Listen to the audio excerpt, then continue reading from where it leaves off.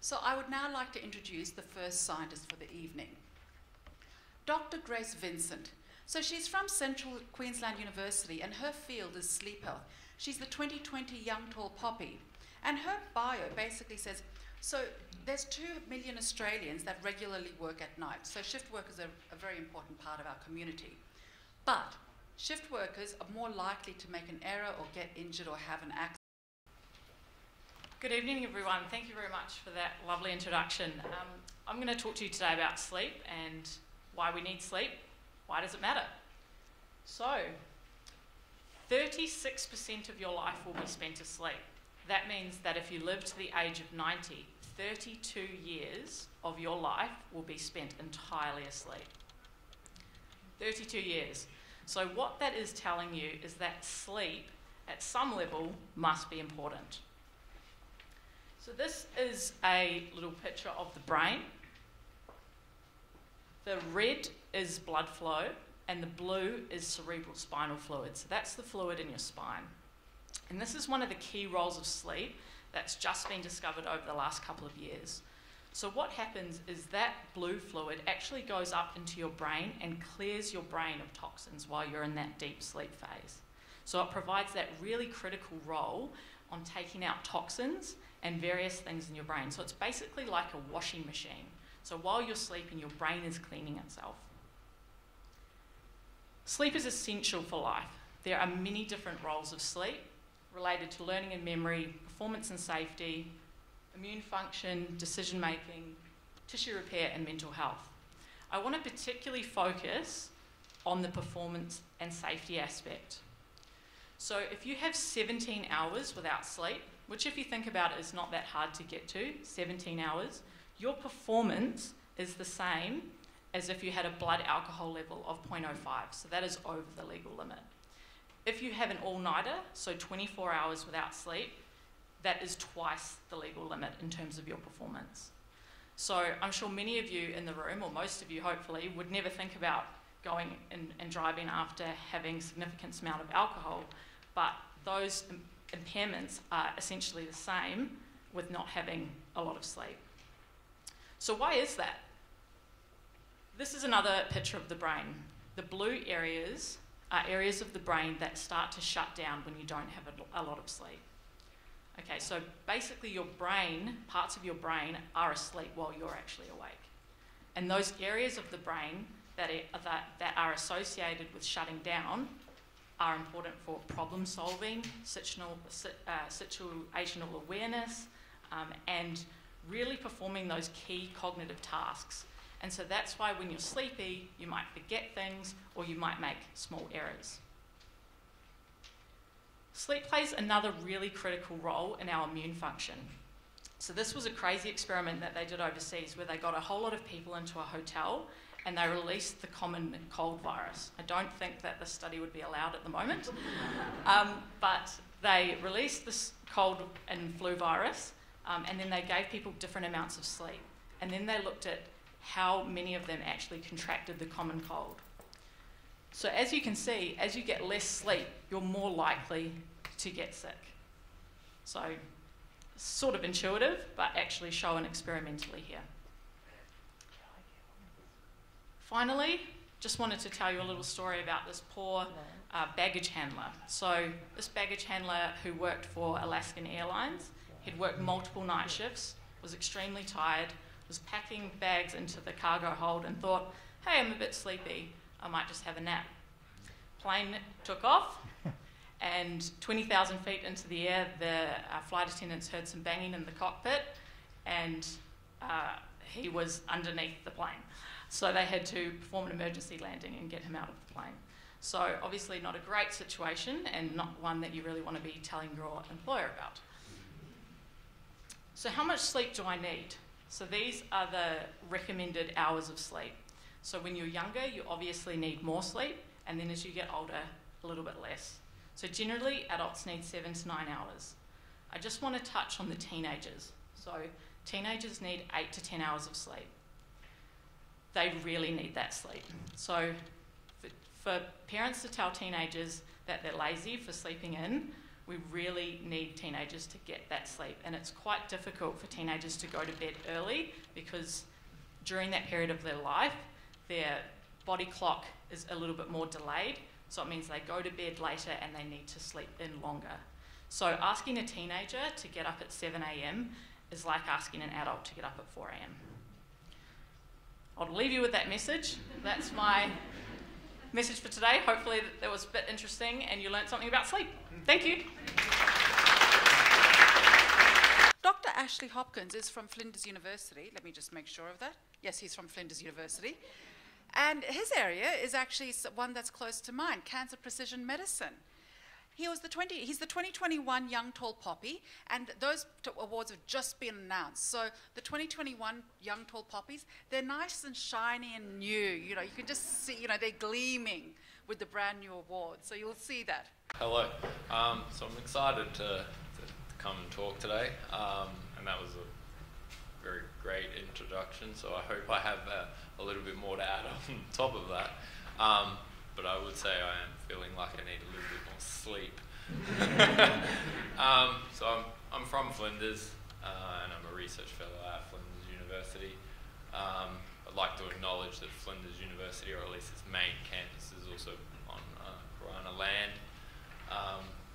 As has been introduced, I am a pharmacist by kind of background and training, and through a serendipity and also kind of a passion to want to know more about the medicines that I was giving out to people on a kind of daily basis, I started to switch across to research, and it's led to a path of becoming a clinical epidemiology researcher. I'm not a mathematician. I am a pharmacist, but I do use an amount of kind of statistical techniques in what I do.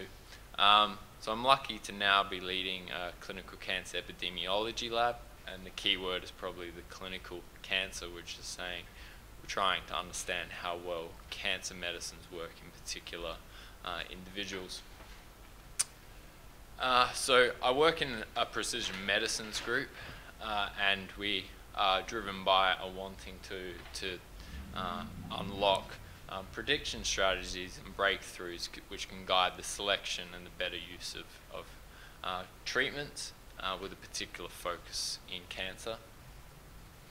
Policies which kind of span across both industry but also the government and our hospitals, leveraging those and emerging big data to guide the selection of the right medicines for the right patients, and to provide, and this is kind of one of the major ones as a pharmacist, to be able to provide specific patients personalised information on how well that medicine is likely to work for them.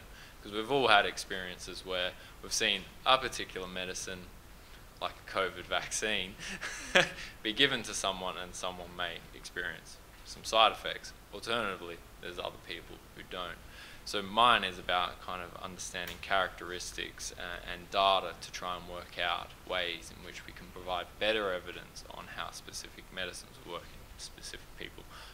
So the methods that we're using, we're in a unique kind of environment or time where we have emerging statistical machine learning approaches and also kind of artificial intelligence kind of mechanisms where essentially we just format data and then we tell the computer to make prediction models, as well as kind of this key part of hospitals getting better at having electronic health records, as well as our consumer groups that kind of that we work with who are advocating to the pharmaceutical industry that patients have enrolled in trials because they want future generations to know the best medicines that are there. So people are enrolling in trials because they want, to potentially have access to a medicine that may be better, but also are driving that they want future generations to have better treatments available to them. And that kind of advocacy is pushing back to the pharmaceutical industry who conduct these trials and collect so much information in those trials that information, it doesn't belong to them, it belongs to the patients who are in it, and it belongs to society to be able to use it. So we're a group that's trying to access that data to unlock new insights.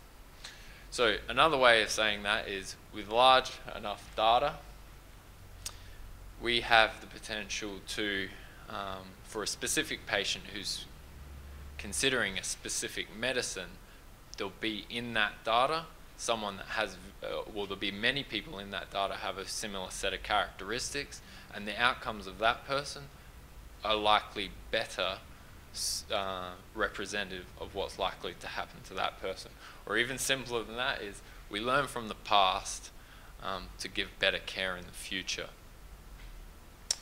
So we've been fortunate to be able to establish several kind of collaborations with the pharmaceutical industry to leverage this data over the last few years at Flinders University. This is kind of forming a database that has approximately 100,000 patients' data from an advanced cancer space, and this has extraordinary potential, and I've kind of just included one one example of where the power of data and data mining and maths is unlocking insights as to way atezolizumab, which is an immune checkpoint inhibitor, which is kind of revolutionizing the way we're treating lung cancer, but at the same time, not everyone responds to it, that concomitant medicines such as proton pump inhibitors and antibiotics can affect how well it works. So that's kind of what's in this Kaplan-Meier plot, which I don't think I have time to fully go through, but it is essentially showing that the red line is superior in the right-hand graph, where people are not using proton pump inhibitor. Or on the left, we're seeing that the atezolizumab is not efficacious. And then I just leave that I do like to cycle and participate in the Tour de Cure, and they have important messages around knowing that in our children, better than knowing how to use medicines is to just prevent cancer. We need children to get their sleep, to be healthy, to be fit, and be happy. And through those, it's been shown that we can prevent cancers, which is way better than trying to unlock insights around treatments. Thank you. So I'd like to introduce Dr. Jiao. She's with the University of Adelaide, and she's a chemical engineer. She's a 2020 young tall poppy. And I mean, what she's concerned about is, imagine a planet Earth that's depleted of fossil fuels with severe greenhouse effects. What will happen in the future if we do nothing? Okay, thank you very much for your kind introduction. First, I want to say just one sentence to the young kids in this room, that I have the best job in my in the whole entire world. Okay, there's a hesitate is because I'm not sure in my world this is the best job that I have. Maybe it's not the best job that you want to have. But anyway, the reason that I think my job is the best is that I get to play Legos every day. And the Legos is slightly different with the Legos that the kids are playing now, is that I play the Legos on the computer. That my Legos are actually atoms. So I build different models, but with different atoms. Now I'm going to show you how I can achieve by building those atom Legos, and why I think this problem is so important for us. So the biggest challenge that I see for our current world is actually the climate change. And the reason for that is because of the burning of fossil fuels and the emission of the carbon dioxide. So earlier this year, that IPCC, they released a report saying that, well, if we do not do anything now, then the world will become, well, the Earth will reach a tipping point. That after that point, there's nothing we can do to save this planet. When I was young, I was really worried about this problem. I don't know why. Maybe because of these science magazines that I read.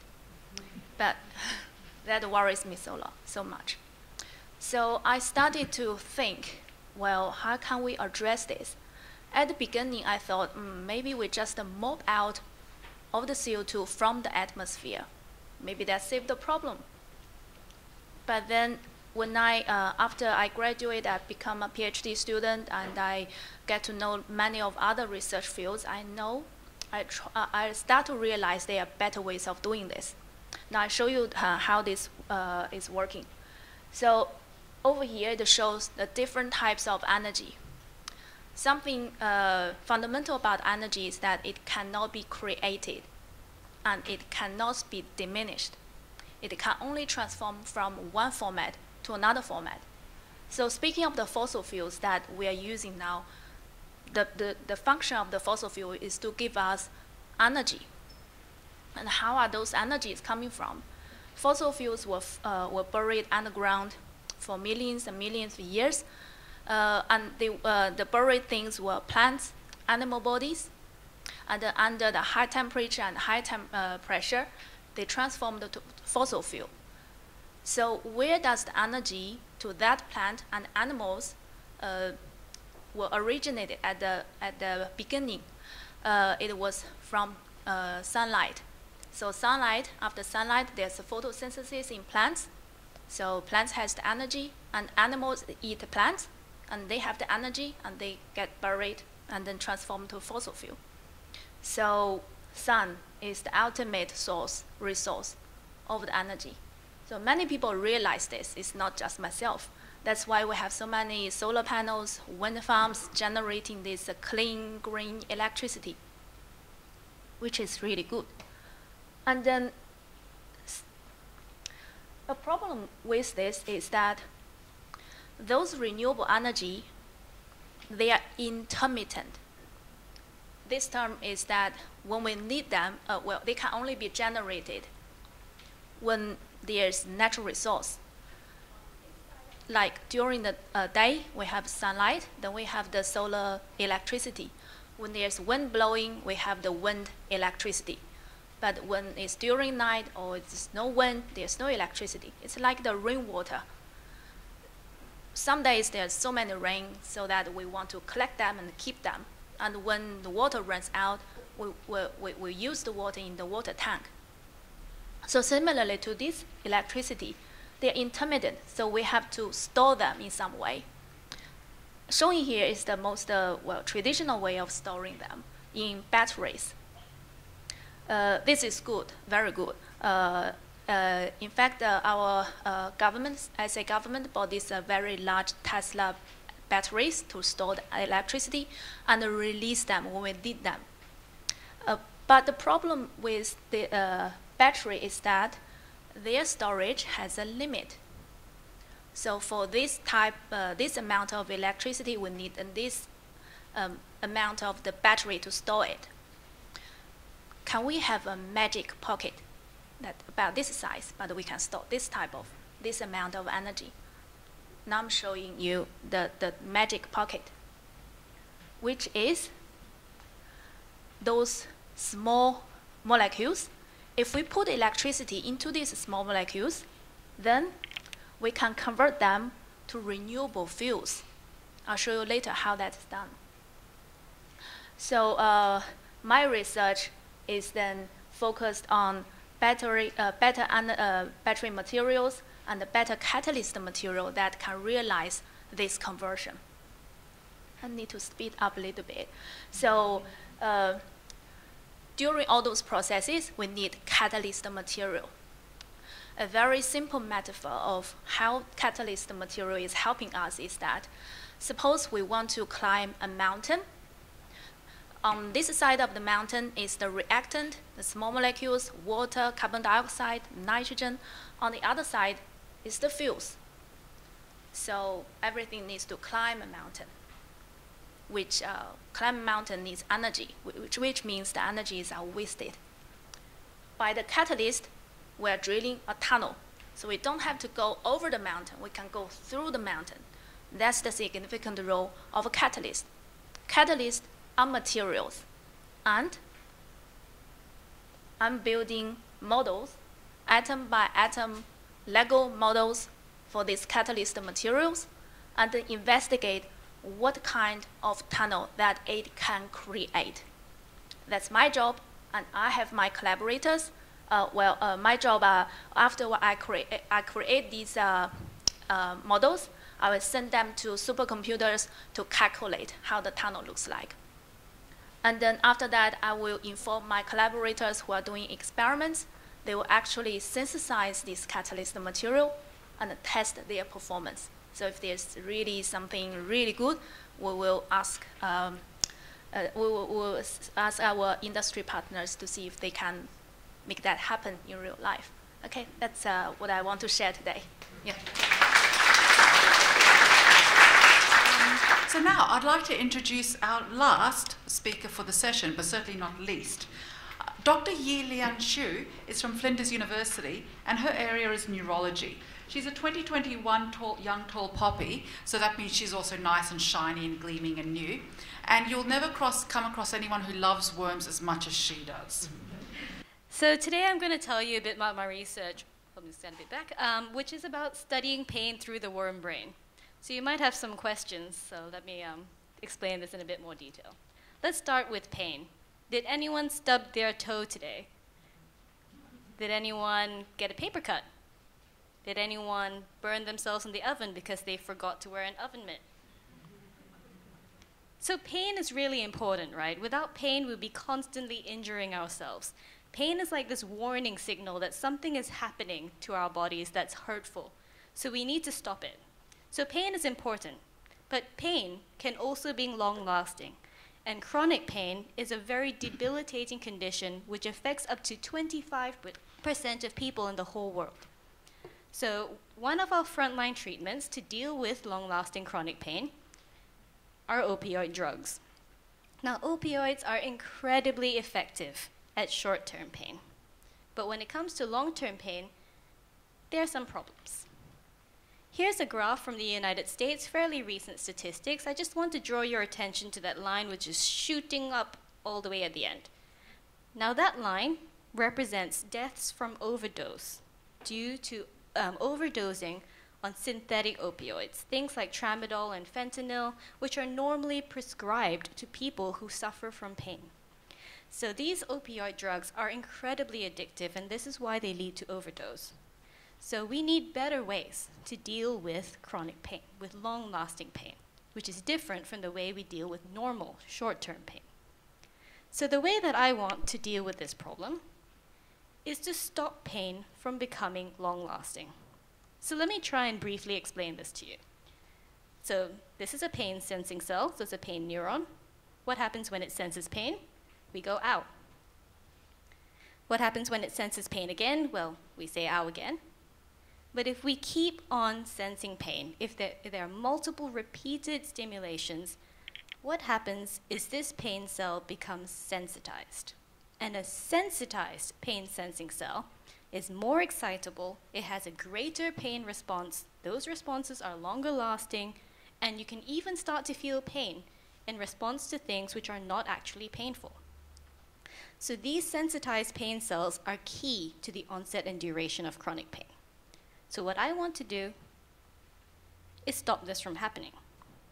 And the way that I want to do it is to identify neurochemicals that are involved in the conversion of a non-sensitized pain cell into a sensitized one. And I want to identify the timing in which this happens, because as you can see, it's pretty important that we time our management strategies to exactly that right moment. And I want to do this, as Pallavi introduced, with the worm. So this is a nematode worm, not exactly like the earthworms you find in your garden. They're really small, just 1 millimeter in length. And so at this point, I'm just going to take a quick break to do an activity, and if I could get you all to stand up.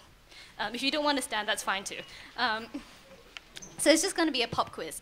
I'm going to show you a picture of an animal, and you're going to tell me how many neurons or brain cells it has. So if you could see, if you think the answer is A, put your hands on your head, and if you think the answer is B, put your hands on your tail. Okay? Cool. So here's a sulfur-crested cockatoo, one of my favorite birds.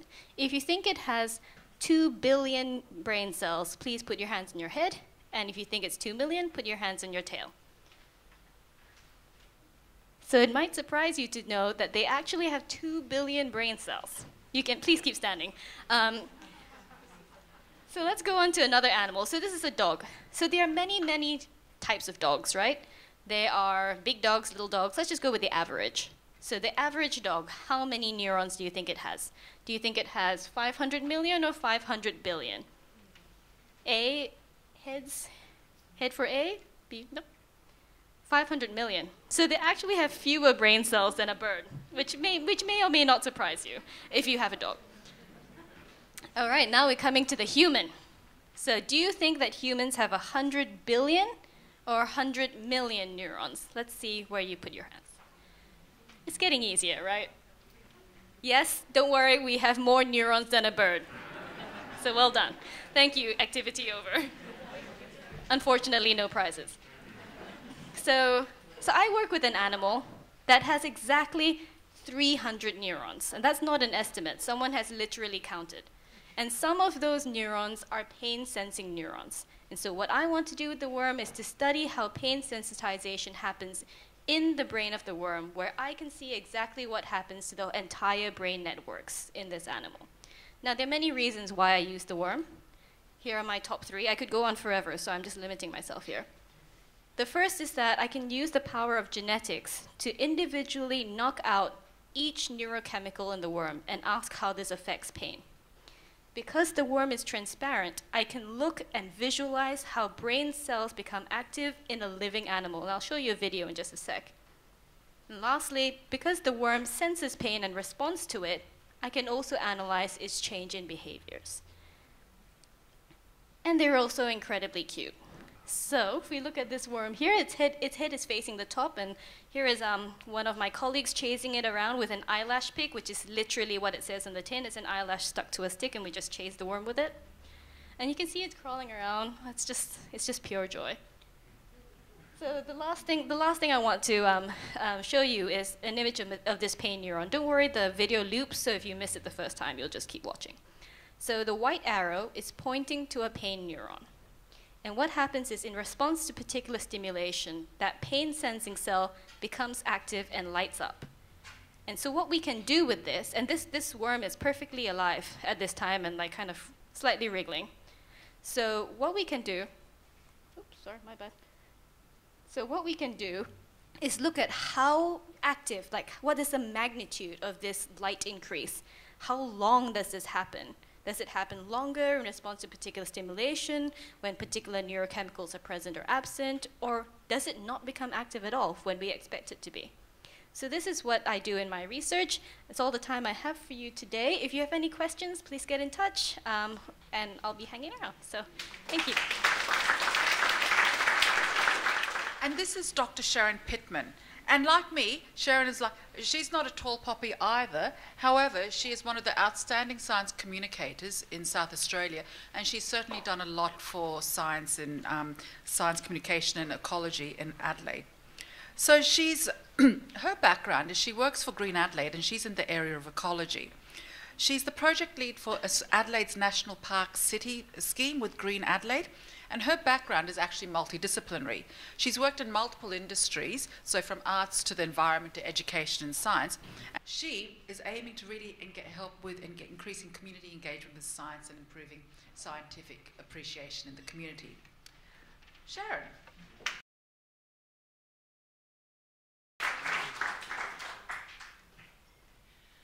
So thank you, everybody. It's great to be here. And I am wearing 3 hats tonight. I'm trying to bring my hats together into 6 minutes, which will be funny.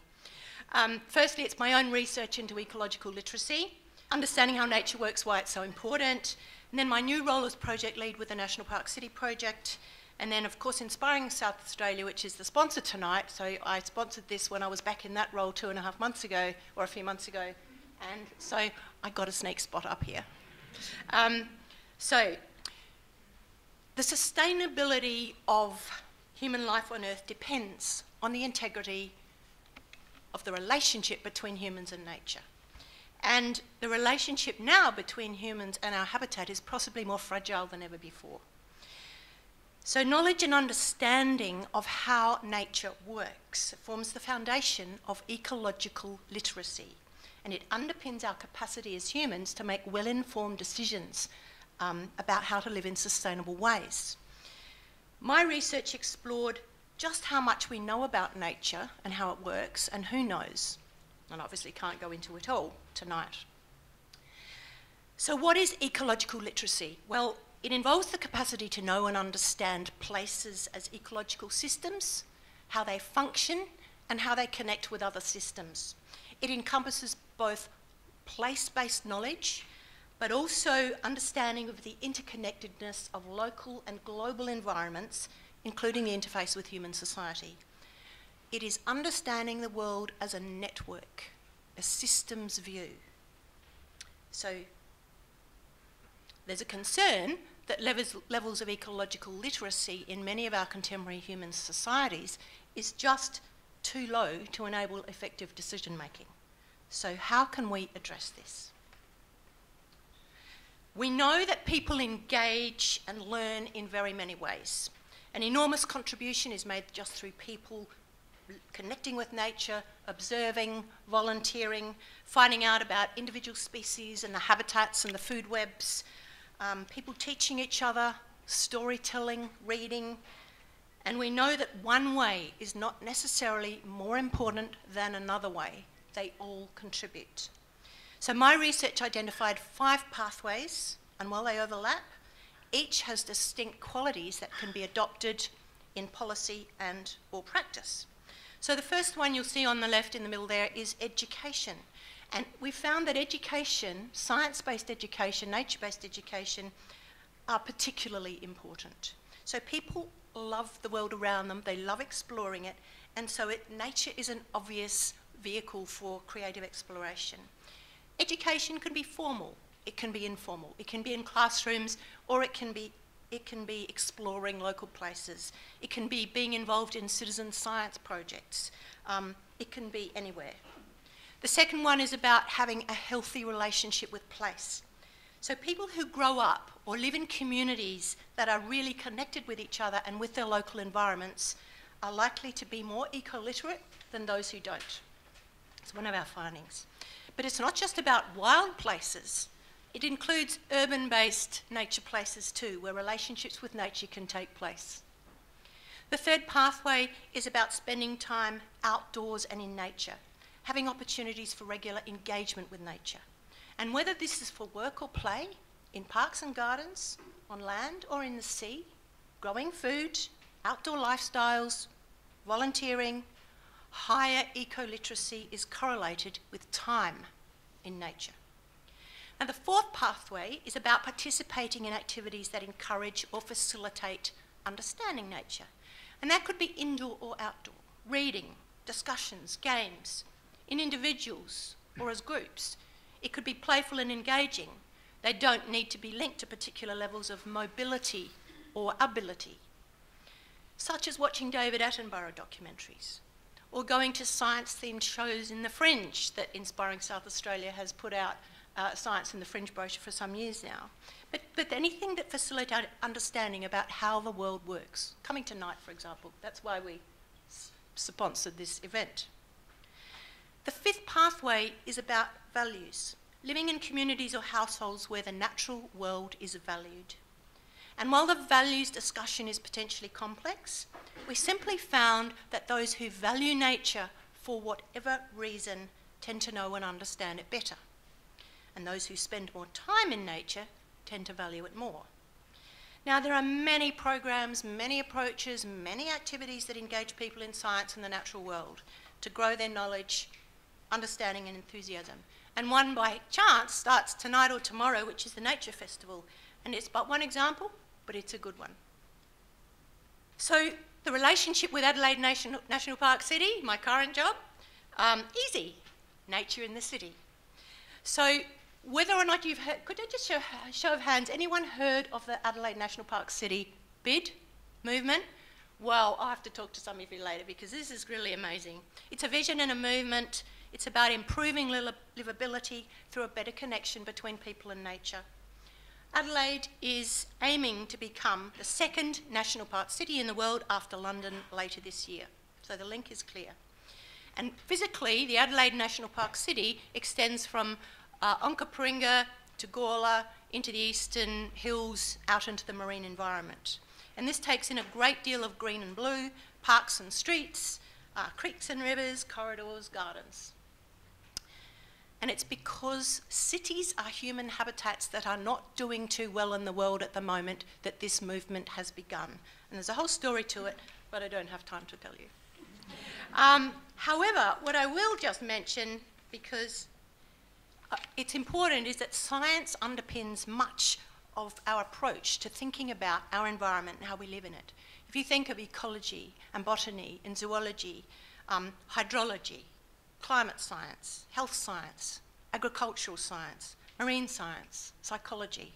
These are all critical sciences essential to how we manage urban nature and its relationships with people. So in the light of the need not only for nature, but for people to understand nature, I'd love you to imagine what Adelaide as a national park city might be like, or look like, and how we might get there.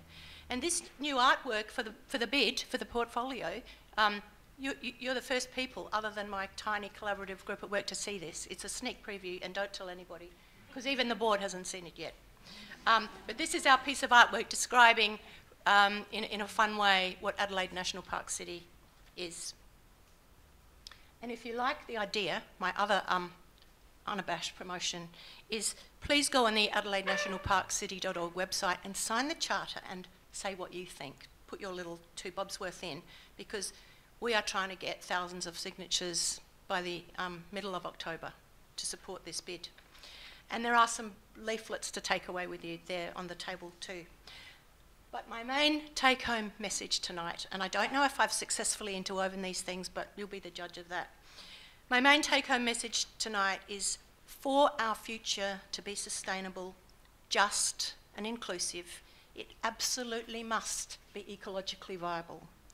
And for this to happen, if we are to love nature and care for it well, and for the vision to come true, we all need to better understand how nature works. Thank you.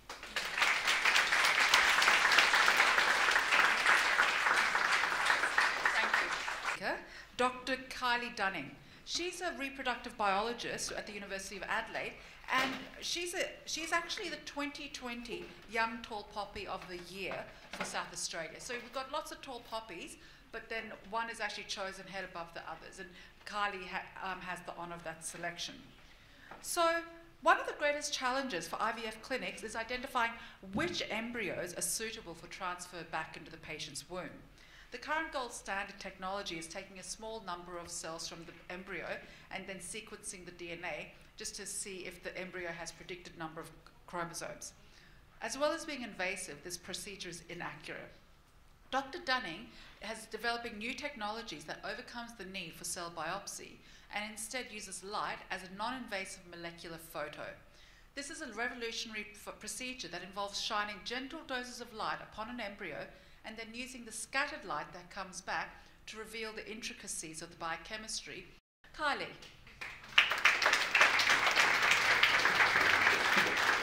So, thanks. Being the 2020 tall poppy means I'm not so shiny. Being the mother of 3 small children means I'm pretty sleep deprived. And unfortunately, the worm is not a good model for the human embryo, so I really feel like I'm missing out on the whole worm thing as well. So light is pretty amazing. Tonight I'm going to give you a taster of the kinds of things that light can do, from the cosmological to the medical, and finally I'll finish up on its potential use in diagnosing embryo health to improve IVF success. Does anyone want to have a stab at what that might be a picture of? Oh, you're going to know. See, you put your hand up so fast. Go for it. It's LIGO. Anyway, to me, it looks like perhaps a water pumping station or some gas pipes. It's actually, go. It's a gravitational wave telescope. It is. It's what a telescope would look. That's right. It actually uses the interference of light to prove the existence of gravitational waves in space. That is fantastic. Round of applause. And it won the Nobel Prize in 2017. Light is also used in the hospital. Anybody who's visited the hospital might have had this popped on the end of their finger. It's a pulse oximeter and it uses light. You can see the red light there to measure the level of oxygen in your blood. Anyone who's had an eye test recently would have had one of these done. This is called an OCT scan. It stands for optical coherence tomography, and it takes a three-dimensional picture at the back of your eye, so it can detect changes in your eye before disease really progresses. Fascinatingly, light can actually hold things in place. So these are 9 red blood cells. So red blood cells are found in your blood. They carry oxygen around your body. So these are isolated out of blood. And the next video I'll play, while you can't see the light, the tightly focused light, each of these crosses is actually a laser that's holding the red blood cells in place. And just for fun, you can make them dance. There's other things we can do with it, but it's a really useful instructional video on using light to position and move cells. This is awesome, right? This is a video or a GIF, depending on your age, of a molecular motor. So every cell in your body has molecular motors, so those 2 little feet moving, or hands, move hand over hand along a track. And these tracks are called microtubules, and they're found all throughout every one of your cells. And their job is to move cargo from one part of the cell to others. And so this same technology used on the left has been able to take very, very small measurements of these molecular motors in cells. So they take very tiny steps. They take steps on the nanometer scale, so that is 1/1000th of a meter. And we can also quantify how much cargo they can, how fast they travel, and how much cargo they can carry. We're interested in using light, as Pallavi very perfectly introduced, to measure the health of embryos. And we use a particular type of microscope called a hyperspectral microscope. And this type of imaging has been used in several other industries before it even got to biology. So there's a couple of examples up there on the left-hand corner. It's been used in food quality. So the colourful picture on the very left is a hyperspectral image of some frozen chips. So they're going to make sure that your chips look all right before they pop them in the bag. And they've also been used to look at the integrity of eggshells and whether your kiwi fruit has any bruises. It's also used in art history. So it was used in this case here. This is an image of a Leonardo da Vinci's Virgin of the Rocks. And hyperspectral imaging was used to reveal the drawings that actually exist, so his sketches that he used before the final picture you can see on top. But as I said, in our group, we're interested in using this to understand events that happen in the very first few days of life. So these are events that happen straight after fertilisation, when the 1-cell embryo, which is in the top video there, the 1-cell embryo will divide into 2 cells. And then 24 hours later into 4 cells. And this embryo keeps continuing to divide until it gets to a stage where it starts to develop a cavity at the centre. And that is depicted in the schematic on the right-hand side as well. And it's this stage of embryo development, that's called the blastocyst, that the embryo is able to be transferred back after IVF and result in a pregnancy. Well, importantly to note about this embryo is that it's the first time in anyone's life that you go from having all cells that are exactly the same to 2 distinct different cell types. The inner cell mass that'll go on to form the baby, and the rest of the cells that go on to form all the other tissues, including the placenta. I should go back. But in human embryos, things don't always go to plan. Every time 1 cell divides into 2, we want the equal division of chromosomes. So the chromosomes are doubled, all the DNA content is doubled, and then you want equal segregation into each of the daughter cells, is what they're known as. And this is shown here in this video. The chromosomes are in green, and then they're pulled apart equally into 2 separate cells. So you end up with 2 cells with the same number of chromosomes. But in the next video, I'll show you when it doesn't go to plan. You'll see a green chromosome just lagging behind right in the middle. There it is right there. And it ends up in the bottom cell instead of the top cell. So what we have is a cell with too few and a cell with too many. And we think this is likely to result in, if embryos have too many of these cells with the unexpected number of chromosomes, there won't be a successful pregnancy. And as Pallavi kindly introduced, the current diagnostics don't really do a very good job at diagnosing this in a human embryo. So we've been using hyperspectral imaging, as Pallavi said, and we can look at the light that's reflected back. So these are false coloured images of a good embryo on the left and a poor quality embryo on the right. And we can use light non-invasively to say, the only bit of real science in my talk, is that we can definitively say on this plot, that embryo has the expected number of chromosomes and is euploid versus the embryos that don't have the expected number of chromosomes. And we're really hoping this is a promising tool to increase the number of patients taking home a healthy baby following IVF. Thank you. I'd like to introduce the next speaker, Associate Professor Tasha Stanton. She's from the University of South Australia, and she's in the research field of pain. She's the 2015 Tall Poppy for the Year in South Australia. And what her research is about is, pain is frustratingly complex. Dr. Stanton's research has determined that people with chronic pain often have changes in the way their body feels to them. It's caused by the changes in perception of how the brain codes for that body part due to the pain. Using visual illusions, Dr. Stanton's team can change how the body looks to a person's brain by making it seem bigger or smaller. Today, I'm really happy to be here, and I want to talk about pain and brain, but also perceptual trickery. Because we have this sense that everything that we experience is this objective readout of reality. It's exactly what's there. And yet, it might not be.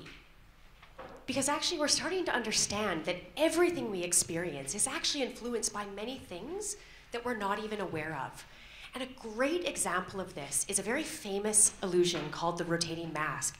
Here you see it rotating towards the right of the screen, and now it's about to flip and rotate towards the left. In a moment, it's going to switch again, and it's going to rotate towards the right. But here's the thing.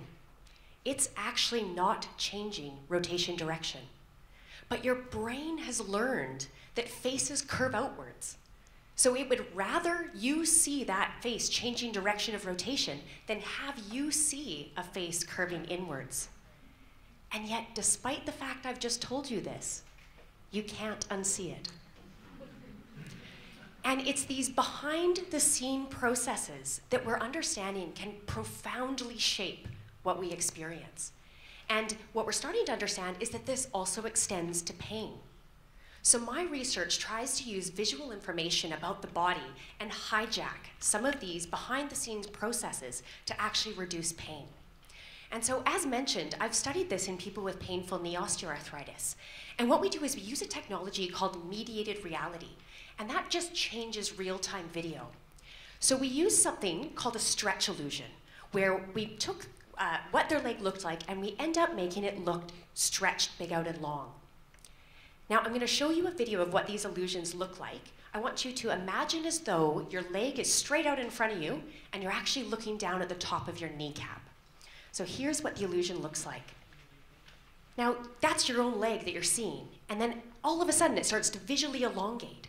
And as it does this, we pull gently on your calf towards your foot. And so you get this really weird sensation that your limb is actually changing in size. And what we found is that this is analgesic. Size seems to matter. If we take people who have painful knee osteoarthritis, if we give them that real illusion that I just showed you, their pain reduces. But really importantly, it doesn't shift at all, their pain, if we just pull on their leg or if we just show them a picture of their leg looking longer. But what's really cool about this is this seems to matter to swelling as well.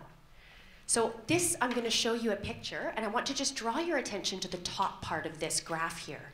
And basically what this is we took a measure of the circumference around a person's leg. And so at baseline, that's about how long it was around their leg, and that was a measure of swelling.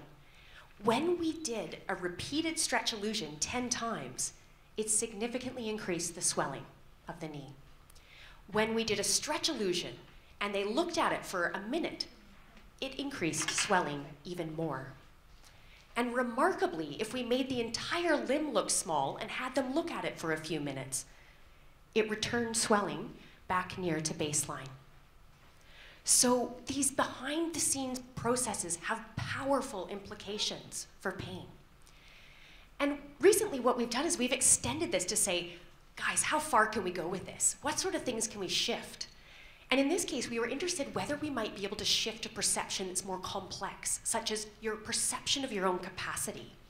So what we did is we had people doing a lifting task, and they saw their back while they were doing it, either under a no illusion condition, where it just looked normal, a bigger condition, where it looked bigger, or a stronger condition, where we overlaid that ridiculously looking muscled back onto their own back. But what we found was this, is it did seem to matter. So the blue bars are the stronger condition. When people were doing that lifting task and seeing a really strong back, what they had is reduced pain intensity, but also reductions in fear, improvements in their confidence of this, and also they felt that they were stronger. So it suggests that actually we can shift some of these pretty complex constructs. We also have found that color matters. So in people who have a condition called burning mouth syndrome, where they experience burning pain in the tongue and the lips, if we use mediated reality to show them their own tongue, but we turn it blue, what we find is that reduces their pain. And that it was only the blue condition that reduced their pain. None of the other conditions touched it. We also are starting to understand that replacing a missing limb with vision is quite important.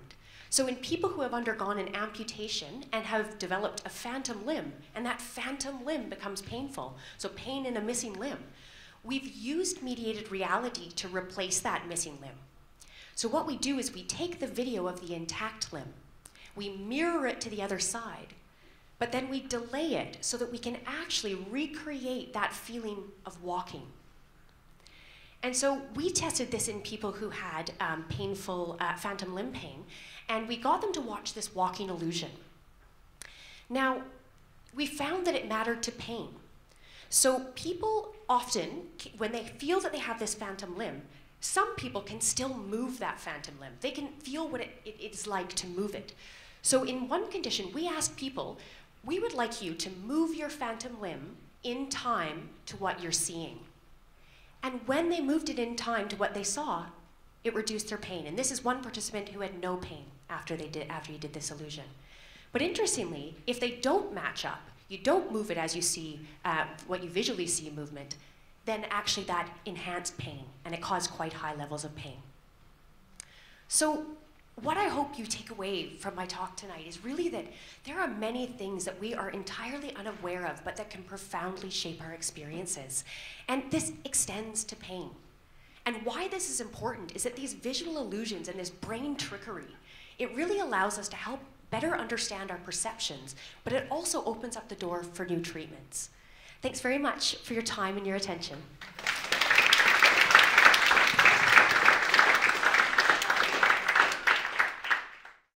Results of Dr. Shanahan Field's work, on Yuan ponds is contributing to current management strategies and the proposed Environmental Protection and Biodiversity Conservation Act listing.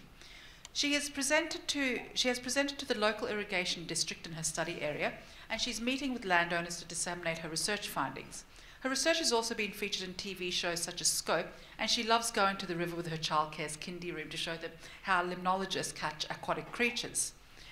She's received her PhD in 2010 at the University of Nevada in Reno, USA, and she's currently senior lecturer and researcher at Flinders University. So please let us welcome.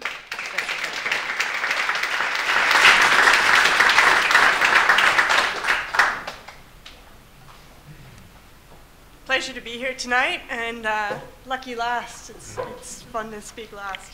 I'm a hydrologist, and I work with the National Center for Groundwater Research and Training at Flinders University. And I thought tonight that I would tell you something about a place very close to home, literally. All right, and I just want to say that I think that I can give everybody a run for the money on the best job because I get to spend a lot of my time playing outside. And who doesn't like playing outside and, you know, in creeks and rivers? Okay, so let's talk about Wollonga. To start, let's talk about the hydrologic cycle, or the water cycle. I've been going into a lot of schools lately, and we talk about the water cycle, and I'm amazed that even year 1 students, year 2 students can tell me how this works. So I won't spend much time telling you because I assume you already know, The water comes up from big water bodies, it evaporates off, it gets pushed on land. Once it gets pushed onto the land, it condenses and it precipitates rainfall, in some places snowfall, but here just rainfall. Usually these diagrams have a huge mountain where it only rains on the mountain. Not true, so I took one that had a golf course instead. We do have hills here too though, and that does of course push the water, the heavy rainfall up and cause it to come out. Once it gets onto the land is where I find it interesting. So once it gets onto the land, we have what's called runoff. And runoff doesn't just mean over land, it also means through the subsurface, the shallow subsurface. From there it gets into our rivers, it also gets into our groundwater, and then it makes its way very slowly back out to the sea. Not everywhere in Australia, some places it goes into the middle of the country, but most places it goes out to the sea. Okay, so what does that look like in Mulunga? And this is a bit of a whirlwind, I have to say, a little bit of a tsunami of a water cycle. So ask me later if you're interested in more on any part of this cycle. First, very short introduction of Mulunga Basin, because we live here. So just south of here, we're up a little bit north of the shaded part there in the Ankaparinga Basin. But just south of here is Mulunga Basin. It's this whole area. I don't have a laser, do I? That whole area that's outlined in black is the Mulunga Basin. And actually, Peddler Creek is the major creek network that's within Mulunga Basin, and it has an area of just over 100 square kilometers. So the basin goes a bit beyond that on the south as well, the groundwater basin. So let's start with the rainfall. How much rainfall do we get onto land here? As we've all been feeling over the last several months, it rains in the winter here. We have very seasonal rainfall. That's what it looks like over a couple of years. If we're lucky, we do get a lot of rainfall in the winter because we need it. Otherwise, it gets quite dry. And what I'm interested in then is how much of that rainfall ends up in our creeks? And how does it get there? So what we see usually in Peddler Creek is that first in about June, we'll get enough rainfall that all of a sudden we have an ephemeral flow. And ephemeral means it rains and then it flows, but just for a couple days, and then it stops again. It rains a bit more, and then it flows for about 3 months, right? And then it dries up. Then some of that gets into the groundwater. So if we look up into the hills, usually the groundwater doesn't come up that high. That's what we're seeing on that bottom graph there. The pink is the groundwater, and the blue is the stream flow. So it'll flow, and it makes the groundwater go up a little bit, but it doesn't go all the way up to the surface. If we move down towards McLaren Vale, sometimes it does go up towards the surface. Okay, so then we asked, what's happening throughout the basin? How does things change? Every time I'm down there and talking to people, people come up and they say, what are you doing in the creek there? And they say, okay, well, I think it happens because this process or that process. And actually what we see is it happens because of a whole bunch of processes coming together. So in the northwest part of the basin, we have these undulating hills. They're very sandy. And so the water gets in, it fills up the pores between the sand, and then that very slowly trickles out throughout that long season. When we go down up into the steeper hills in the east, we have very shallow soils, very, very shallow soils. That can't hold a lot of water. So that very quickly comes back out, and that causes those ephemeral flows, those very short flows to happen. When we move down into the flatter valley, there's a mix of processes happening. And we also get some quite clayey soils down there, which prevent the water from infiltrating as far, and that's where we get the groundwater coming up to the surface. So we can actually see in the flow record, we can start to say which part of the catchment is creating which parts of these flows. When it gets into the creek, then how much gets back into the groundwater? Because we do use the groundwater. So what we did is we took this several meter long orange pole. I sent our field assistant and my PhD student out there for a week. They hated me after it. It was kind of miserable trying to walk through the creek with that pole. But what the pole gave us is 3 different snapshots of what's going on underground. Down to about 4 meters underground, we could see, is it sandy or is it clayey? And what we found was that the top meter, more often than not, was incredibly clayey. Below that, it was sandier. So that's that red there, that's clayier. and then down to the blue is sandier. And with a few exceptions, there were some areas that were still sandy, that top meter is quite clayey. So unlike a lot of arid systems where most of the groundwater recharge is through the stream bed, here in Willunga it looks like it's not going directly through the stream bed, may still be going laterally, or it may be throughout the whole watershed. Okay, so then the groundwater. I'm at a groundwater center, so we've done a lot of research on groundwater. We've put in a lot of bores all over. And most of this is not my work, but I think it's quite interesting that we see that you have very shallow soils again, up near the top of the basin, and they get deeper and deeper. And we have several different aquifers. This red one, the Port Willunga Formation, is the one that we use 2/3 of our water from. And we do that because of its size and its yield and its proximity to the surface. It also dips so that it gets thicker as you go south. And I'd be happy to talk about the aquifer more later. But once we get into the aquifer, the water starts moving very, very slowly. It's lucky if it moves a couple millimeters a year, right? So now we're through most of our hydrologic cycle. Of course, in all of those cycles, it then pops back out the ocean, doesn't it? And the cool part is here, you can even see that happening. If you go to Selix Beach, you can actually see the groundwater bubbling up on the beach a lot of the times.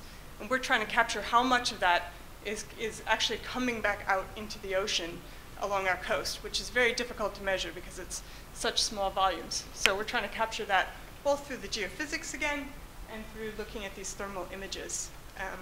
So if anyone here is part of Friends of Selix Beach, I still owe you a presentation because we did a lot of work out there. But yeah, it's taken a while to figure out what's going on, but trying to characterize that part of the hydrologic cycle. So thank you. Thanks.